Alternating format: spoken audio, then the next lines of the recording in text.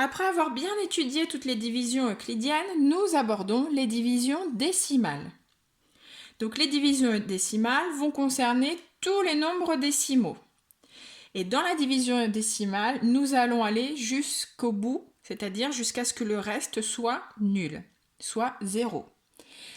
Il va être possible que nous tombions sur une division décimale qui nous donne un quotient infini. Dans ce cas-là, on va bien être obligé de s'arrêter et de préciser que c'est une division qui est infinie, c'est-à-dire que le quotient n'est pas un nombre décimal puisqu'il ne s'arrête jamais.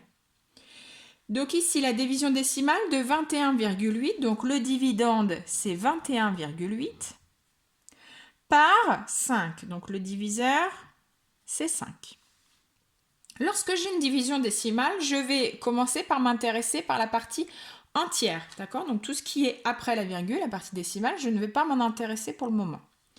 Si ma partie entière est très grande, je vais prendre qu'une partie, exactement comme on faisait pour la division euclidienne.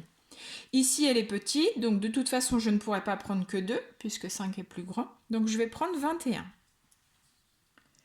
Combien de fois je peux mettre 5 dans 21?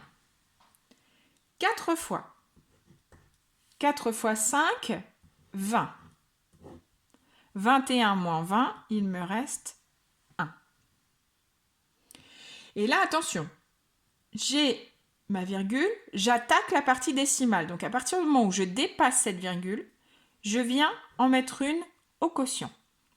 Je descends le chiffre des dixièmes, c'est-à-dire ici le 8. Dès que je dépasse la virgule, je pense en mettre une au quotient. Combien de fois 5 dans 18? Eh bien, il peut y aller 3 fois.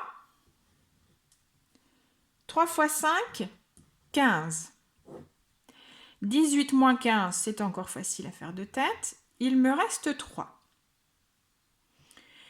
Cette fois-ci, je n'ai plus de chiffres à descendre puisque j'ai terminé. Dans ce cas-là, je vais rajouter un 0. Combien de fois 5 dans 30? Eh bien là, 5 fois 6 me donne directement 30. Mon reste est donc de 0. Si j'avais encore obtenu un 1 par exemple, eh bien j'aurais de nouveau redescendu un 0 et ainsi de suite jusqu'à ce qu'on obtienne 0 ou jusqu'à ce qu'on se rende compte ici que nous avons des chiffres ou une partie de séquences ou des séquences de chiffres qui se répètent. Donc là j'ai terminé. Donc 21,8 c'est égal à 5 fois 4,36. Donc je peux l'écrire comme ça ou je peux aussi l'indiquer 21,8 divisé par 5 égale 4,36. Et si je veux le rédiger en fraction, puisque souvenez-vous qu'une fraction c'est une division, je peux écrire 21,8 sur 6 est égal à 4,36. À vous de jouer!